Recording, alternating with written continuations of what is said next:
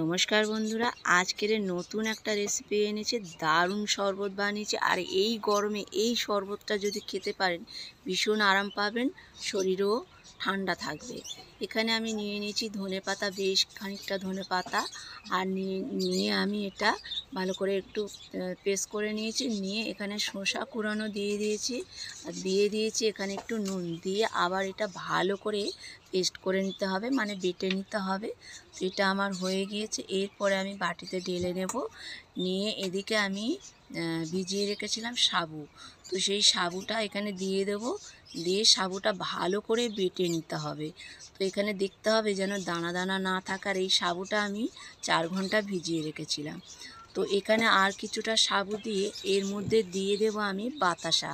আর বাতাসাটা সবাই জানেন এই গরমে কতটা ঠান্ডা শরীরের জন্য খাওয়া।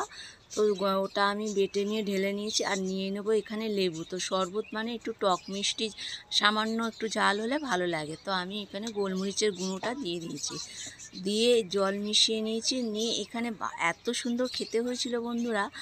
এইভাবে চাইলে আপনারা একবার বানিয়ে খান, এই গরমে আরাম পাবেন, আর শরীরও ভীষণ ঠান্ডা থাকবে, আর খেতে ভীষণ সুন্দর হয়েছিল। তো বন্ধুরা, ভিডিওটি যদি ভালো লাগে লাইক কমেন্ট শেয়ার করবেন, আর এইভাবে পাশে